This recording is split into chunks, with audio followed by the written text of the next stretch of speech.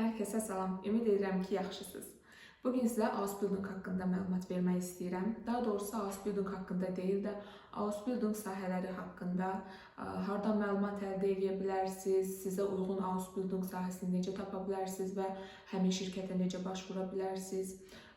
Karyera imkanları Ausbildungdan sonra necə olacaq, hansı sahədə, hansı karyera imkanlarınız var, hansı maaşlar sizi gözləyir və ya Ausbildung müddətincə nə qədər maaş alacaqsınız.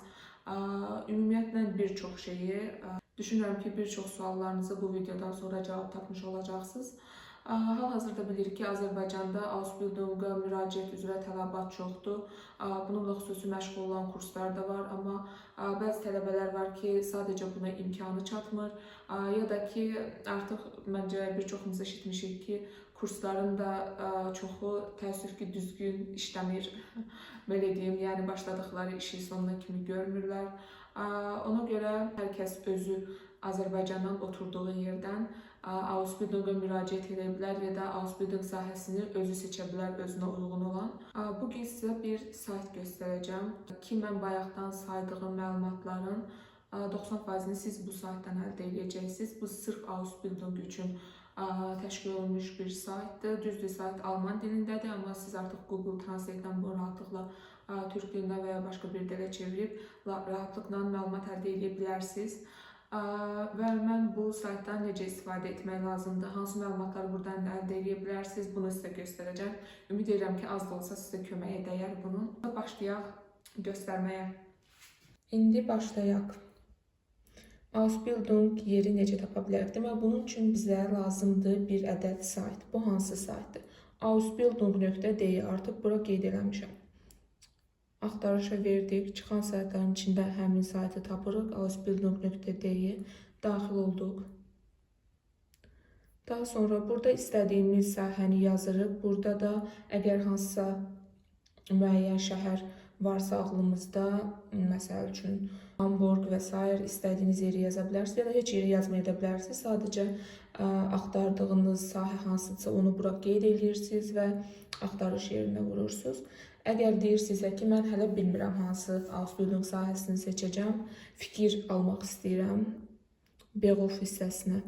Beruf ixtisas deməkdir, peşə daha doğrusu. Bir də çevirək bunu. Türk dilinə çevirdik, meslək hissəsinə vurduq. Beruf entdekin, meslək kəşf eləyin. Burada deməli, Berib testi Ausbildungsberufe, Saadet Ausbildungsberufe, ən yaxşı pul ödəyən Ausbildung sahələri və bizə lazım olan hal-hazırda budur. Berib testi Ausbildungsberufe. Sən daxil olduq. Burada göstərir ki, bizə bu sayt. Hansı sahələr daha çox tələbat var? Hal-hazırda birinci yerdə Pflegefachmann var.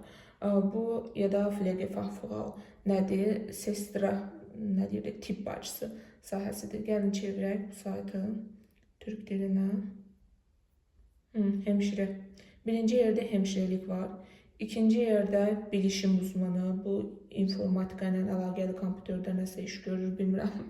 Bunları daxil olandan sonra özünüz detaylı bütün orada nə iş görəcəksiniz falan hər şeydə burada məsəl üçün məlumat yazdı bunun haqqında. Daxil olandan sonra bütün məlumatı görəcəksiniz.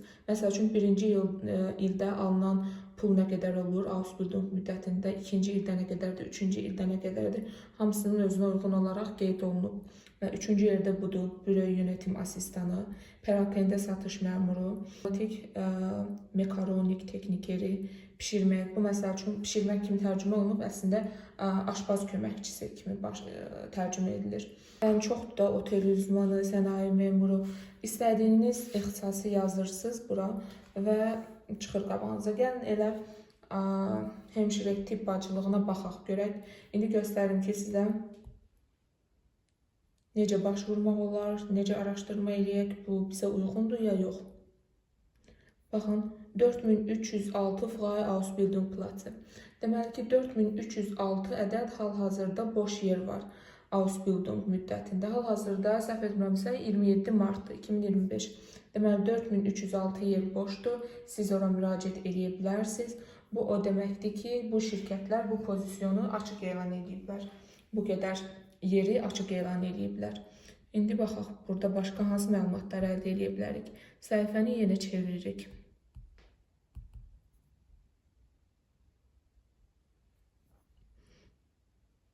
Baxın, tibb bacılığı, deməli, Ausbildungunda ortalama maaş brüt olaraq birinci ildə 1230-dan 1340, ikinci ildə nə qədər, üçüncü ildə nə qədər hamısı yazılıb.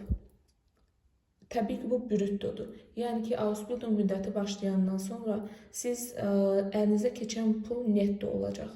Və netto nədir? Vergi kəsiləndən sonra əlinizdə qalan pul. Düzdür, Ausbildungda adi işçilərə nisbətən Ausbildungda daha az vergi kəsintisi olur. Amma ki, baxır da 50 euro, 100 euro, 150 euro çıxır burada yazılan maaşdan sizdə. Yəni əlinizdə o keçən netto maaş olur. Burada məsələn genel bilgi, ümumi məlumat hemşirelik haqqında. Orada nə edəcəksiniz? Baxın, bütün çevrilmiş Türk dilində yaşlılar üçün baxım, pediatri hemşireliği nədir, iyiləşdirici eğitim baxımı bir neçə çeşidi var bunda. Bu tibb bacılığının da hansını istəsəz orada seçə bilirsiniz. Yəni bitirəndən sonra mən bu sahədə işləyirəm deyib bunlardan birini seçə bilirsiniz. Onlar haqqında məlumatdır. Daha sonra bizə lazım olan şeylərə buradan baxa bilərik. Maraqlı olan bütün hər şey zaten burada yazılıb. Məsəl üçün ön koşullar nədir? Yəni bizdən nə tələb olunur bura başvurmağımız üçün? Baxaq görək. Ümumi olaraq ortalama bunlar tələb olunur yazılıb. Amma hər şirkət üçün bu fərqlidir. Məsələn, burada CV falan yazılmayıb, amma CV mütləqdir sizin üçün. Məsələn, ortaokul bitirmə bəlgəsi və bu mütləqdir məsəl üçün.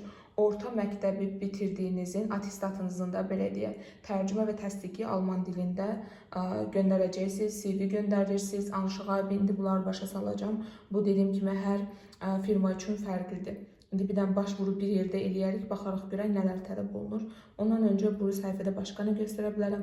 Maaş nə qədər alacaqsınız, yəni bunu bitirəndən sonra bu Ausbildungu mən hansı maaşlar alacağım tibb bacısı kimi ona baxa bilərsiniz, karyeraya baxa bilərsiniz. Yəni ki, mən bu Ausbildungu bitirəndən sonra hansı karyera imkanları məni gözləyir. Yəni tibb bacılığından əlavə nəsə oxuya bilərəmmi, nəsə işləyə bilərəmmi? Təbii ki, eləyə bilərsiniz.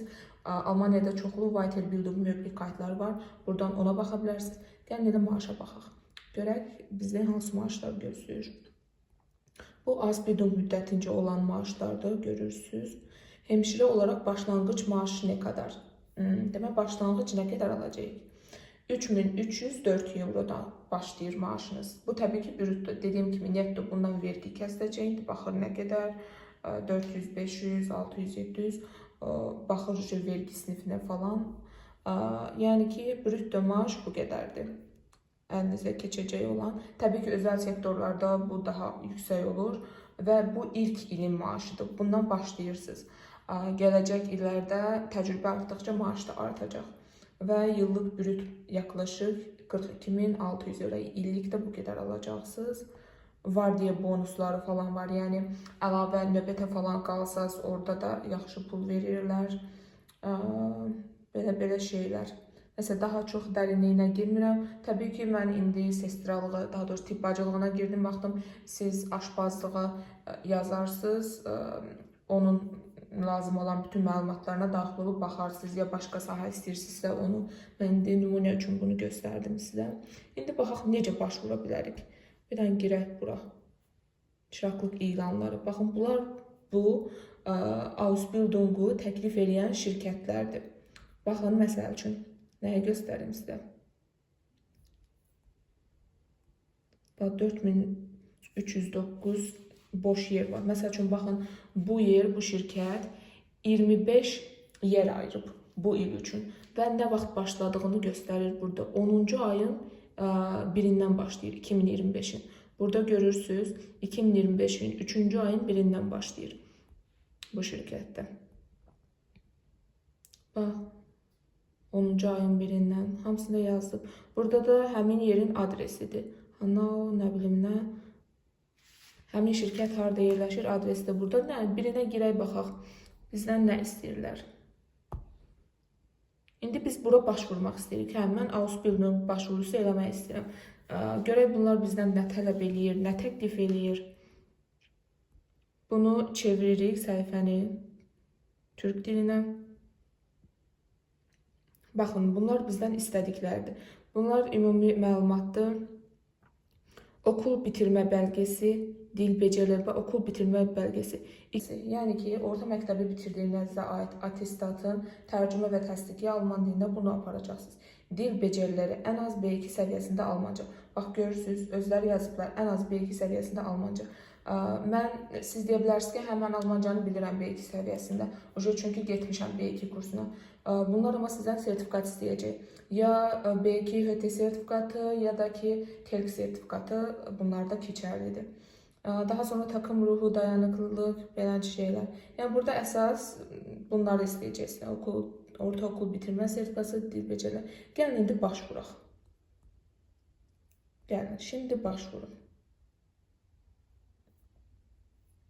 Jetzt bewerben. Bitte gib zuerst alte und Bewerbungslosgeld. Burada şeyi dolduracaksınız. Bunu doldurursunuz. Burada Geburtsdatum, yəni doğulduğun tarixi qeyd edirsən və başlayır bunlar açılacaq hamısı. Persönliche Aufgabe, Vorname, Geburtsdatum, yəni ad, soyad, nationalitet, milliyyət, burada kişi qadın olduğun, kontakt daten, land, yəni ölkə, şəhər, küçə, telefon nömrəsi, mail adresi, praktische Erfahrungen, yəni praktik deneyimlərini qeyd edirsən. Daha sonra digərləri Sonstiges, Sprache, bax görürsünüz, Sprache hansı səviyyədə bilirsiniz, hansı dili, bunları qeyd edirsiniz. Yəni bunun başvuru bəlgəsidir. Bunu təbii ki çevirirsiniz türk dilinə yaxşıca. Bilməm də Google Translate-də Azərbaycan dilinə çevirmək olurmu? Məndə avtomatik belədir. Baxın, şimdi başvuru başa bilmək lütfen öncelik yaşınızı, doğum tarixi, kişisel bilgiler, iletişim bilgileri, posta kodu. Bəzən ola bilər nəyisə səhv çevirsin burada. Onda orijinal dilinə qoyursunuz Almancaya. Sonra ChatGPT-yə atırsınız falan, elə də çevirdirə bilərsiniz səhifəni. Bunu dolduracaqsınız. Sonra da şimdi başvur var. Ora vurursunuz, göndərilir. Bir də orada sizdən CV istəyəcək, bir də Anschreiben istəyəcək. Anschreiben nədir? Yəni motivasiya məktubu. Onu da ChatGPT kimi yapay zekalara falan rahatlıqla hazır etdirə bilərsiniz. Ya da ki Google-da elə axtarışa yazırsınız Anschreiben nümunələri. Qabağınıza çıxacaq, oradan özünüzə uyğun Anschreibeni yaza bilərsiniz. Yəni başvuru bu şəkildə olur. Gəlin indi başqa birisinə də baxaq. Bəzən olur ki birbaşa açıldı, gördünüz, pəncərəmən başvura bildim oradan. Bir də var ki bəzən sizi həmin şirkətin səhifəsinə yönəldir, oradan başvurmalısınız. Görək eləsi varmı?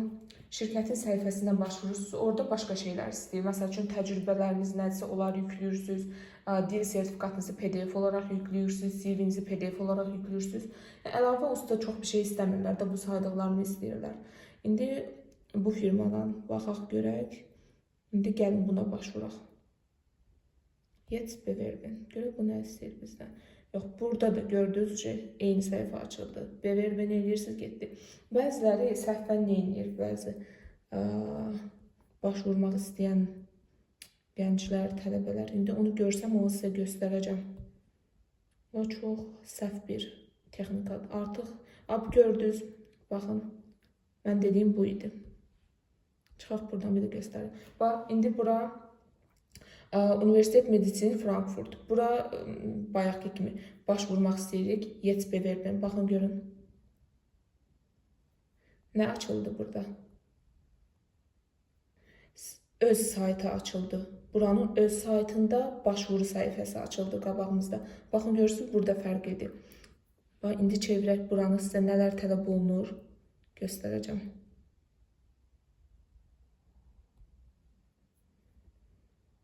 Öz geçmişinizi yüklemek için seçenek belirleyin. Hansı PDF formatına yayın. Buradan özgeçmiş, yani CV'nizi yüklüyorsunuz. Selamlama, düzgün şey eləməyib, tərcümə eləməyib. Selamlama deyəndə bu Frausuz, yoxsa hersiz, yəni kişisiz, qadınsız onu seçməlisiniz. Sonra ilk ad deyəndə Vorname gedir. Bunu da səhv tərcümə edir. Olduğunu tərcümə elədiyi üçün translate, yəni adınızı qeyd edirsiniz də, e-postanızı, telefon nömrənizi, niyyət məktubu. Niyyət məktubu nədir? Dediyim kimi Anschreiben, motivasiya məktubu. Yəni çox uzun tutmaq ehtiyac yoxdur, görürsünüz. Niyə bura başvurmaq istəyirsiniz? Denən ki, məsəl üçün həvəsin var bu sahədə işləməyə, nə bilim nə. Əgər bu sahədə Azərbaycanda praktikanız falan olubsa, yəni işləmirsinizsə, iş təcrübəniz varsa, bu təbii ki, sizin üçün bir artıdır və əmək kitabçanızın bilmirəm indi tərcümə təsdiqini göndərərsiniz, ya işlədiyiniz yerdən bir vərəq götürərsiniz, onu göstərərsiniz burada, onu da yükləyə bilərsiniz. Və digər eklər, dosyaları buraya kaydırın və ya göz atın. Yəni dosyalara əlavə nəyiniz varsa, buraya yükləyirsiniz. Çox qısa, bax bir dənə başvuru yeridir. Bax sizdən nələr istəyir. Adınız, e-postanız, telefon nömrəniz, anşxayben, yəni bir dənə balaca məktub, ChatGPT-yə hazırlatdırıb yapışdıracaqsınız. Anşxayben, öz məlumatlarınızı verin, kimsiz, nəçəsiz, niyə burada Ausbildung getmək istəyirsiniz, getdi. Dosyaları buraya kaydırın. Burada da dosyalar. Burada deməli siz nə yükləyəcəksiniz? Dil sertifikatınızı yüklüyorsunuz, Lebenslauf, yəni CV-nizi yüklüyorsunuz. Bir də ki, atestatınızın tərcümə və təsdiqini Almancaya yüklüyorsunuz. Mailinizi, telefon nömrənizi elədiniz. Ondan sonra başvuruyu göndər, vurdunuz, getdi başvuru. Ondan sonra sizə mail adresinizdən mail göndərəcəklər. E-postanı düzgün yazmağa diqqət edin. Çünki sizlə maillə əlaqə saxlayacaqlar. Hələ ki, demək istədiklərim bu qədərdir. Ümid edirəm ki, sizə bunlar faydalı oldu. Bu qədər. Danışmaq istədiklərim bu qədər idi. Hələlik bu qədərdir. Əslində başqa şeylər də var. Nə mənada? İndi deyə bilərsiniz ki, hə başvurdum. Sonra nə baş verəcək? Mail mənə göndərdilər. Ondan sonra sizdən termin ayarlayacaqlar. Ya görüntülü, telefondan deyə bilərsiniz ki, mən xaricdəyim, hal-hazırda Azərbaycandayım. Onda sizlə görüntülü danışacaqlar. Və sonrasında bunları əgər sizə maraqlıdırsa, ikinci bir video hazırlaya bilərəm. Düşünürəm ki, bir çox şey sizə aydın oldu. Daha doğrusu buna ümid edirəm. Amma sizə bir tövsiyə də verim ki, dil burada çox önəmlidir. Başqa şeyləri keçin, hər şey həll olunacaq. Amma dildə ola bilər ki, sertifikatınız var, amma başa düşə bilmirsinizsə, ünsiyyət qura bilmirsinizsə, burada çətinlik çəkəcəksiniz. Ona görə tövsiyəm odur ki, çoxlu hören eləyin, sprechen eləyin, danışın. Sizə daha asan olsun. Hal-hazırda özüm də dildə çox çətinlik çəkirəm burada. Düzdür, hər gün bunun üstə məşq edirəm, amma yenə də çətindir, yəni.